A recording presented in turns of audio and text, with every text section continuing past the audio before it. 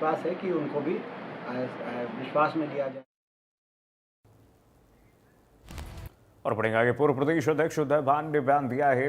उन्होंने कहा कि राव नरेंद्र और भूपेंद्र सिंह हुड्डा को बधाई देता हूं। प्रदेश में कांग्रेस की सरकार बनते बनते रही। कैप्टन अजय यादव की पोस्ट पर बोले कि कैप्टन को सही जगह अपनी बात रखनी चाहिए।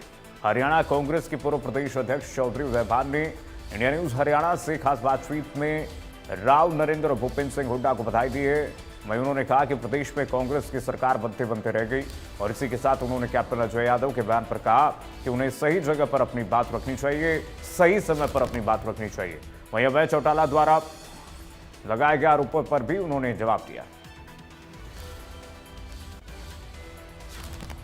हरियाणा प्रदेश कांग्रेस में लंबे इंतजार के बाद अब सीएलपी लीडर के नाम का ऐलान कर दिया गया है और वहीं नवनियुक्त प्रदेशाध्यक्ष राव नरेंद्र को बनाया गया है। इस वक्त हमारे साथ अब पूर्व प्रदेशाध्यक्ष चौधरी उदय भान मौजूद हैं, उनसे बातचीत करते हैं। उदय भान साहब, कल तक आप प्रदेशाध्यक्ष थे, कल रात नए प्रदेशाध्यक्ष का नाम का ऐलान कर दिया गया। सबसे पहले तो यही जानना चाहूंगी कि आप अपने कार्यकाल की सबसे बड़ी उपलब्धि क्या मानते हैं और आने वाले समय में आपको क्या लगता है कौन से कार्य अधूरे रह गए हैं जो कि नए जो प्रदेशाध्यक्ष हैं उनके जिम्मे प्रदेश में आएंगे? मैं तो बहुत धन्यवाद करता हूं पहले हमारे कांग्रेस नेतृत्व को, राहुल जी को, खड़गे जी को, कि उन्होंने मुझ पर विश्वास व्यक्त किया। 3.5 वर्ष तक मुझे कांग्रेस का प्रदेश अध्यक्ष बना के रखा। और जहां तक मेरे टेंडर की बात है कि मैं उसमें अपने आप में मैं संतुष्ट हूं कि हमने अपनी क्षमता के अनुरूप हमने पूरा जो हम कर सकते थे बेहतर से बेहतर हमने कार्य किया। जैसा कि पता है कि 2019 में हमारा एक भी कैंडिडेट लोकसभा में नहीं जीता था, 0 थे हम। अब इसमें हमने 9 कैंडिडेट में से हमने 5 सीटों पर हमने विजय हासिल की। 46.7% वोट हमने हासिल किए। विधानसभा में भी जहां 28.1% वोट थी 19 में, हमने 39.4% वोट ली। आधा % का हमारा मार्जिन रहा जीत में, जो हम सफल नहीं हो पाए केवल 22,000 वोटों का। तो 11.3% वोटों का इजाफा हुआ। बगैर संगठन के हम लड़े। संगठन ना हो तो भी पार्टी के सारे प्रोग्राम पॉलिसीज जमीन पर पहुंचाए। बड़ा भारी सहयोग रहा राहुल जी की भारत जोड़ो यात्रा का। उसके बाद में उनके दौरे हुए, प्रियंका जी के दौरे हुए, खड़गे जी के दौरे हुए। उनसे पूरा प्रदेश में एक बहुत सकारात्मक संदेश गया और हमें पूरा भरोसा था कि सरकार हम बनाने में सक्षम होंगे। लेकिन थोड़ा कमी रही कुछ गवर्नमेंट का।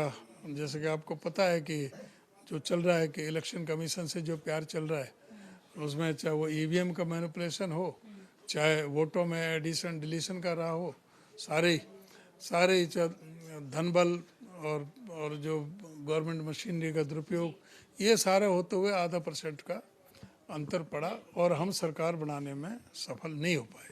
सर, लेकिन जिस तरह से, क्योंकि बीजेपी हमेशा ये आरोप लगाती थी कि भाई गुटबाजी है, अभी तक सीएलपी लीडर नहीं बना, अभी तक प्रदेशाध्यक्ष नहीं बना, अब वो सब कुछ बन गया है। लेकिन एक बार फिर से जैसे ही कोई नई जो है पार्टी ने नया बदलाव हुआ, उसके बाद एक बार फिर से गुटबाजी जो है या फिर कहीं ना कहीं विरोध जो है वो पार्टी के में भीतर ही दिखने लगा है। कैप्टन अजय यादव ने पोस्ट किया है कि भाई बेदाग छवि का नेता होना चाहिए था, लेकिन ऐसा नहीं हुआ है। तो कहीं ना कहीं उन्होंने कहा है कि पार्टी को आत्मनिरीक्षण करना चाहिए इस फैसले पर।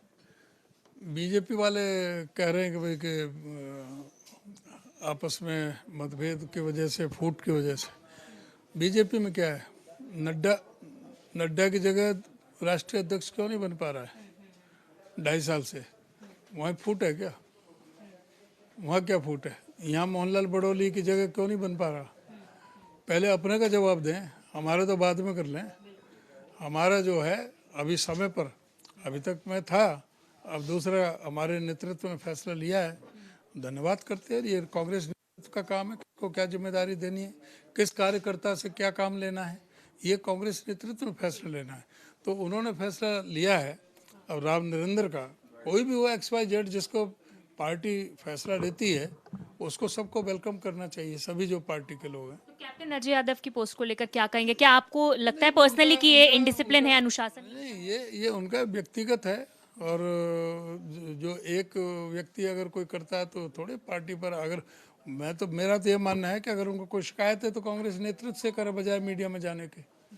और वो बन जाते अध्यक्ष, तब कोई और दूसरा टिप्पणी करता, वो कोई अच्छा होता, वो बन जाते तो उनको सब समर्थन करते। उनको इस समय अभी नेतृत्व में फैसला लिया है तो अभी तो एकजुटता दिखानी चाहिए। कोई मतभेद है तो वहां जाकर के बताएं।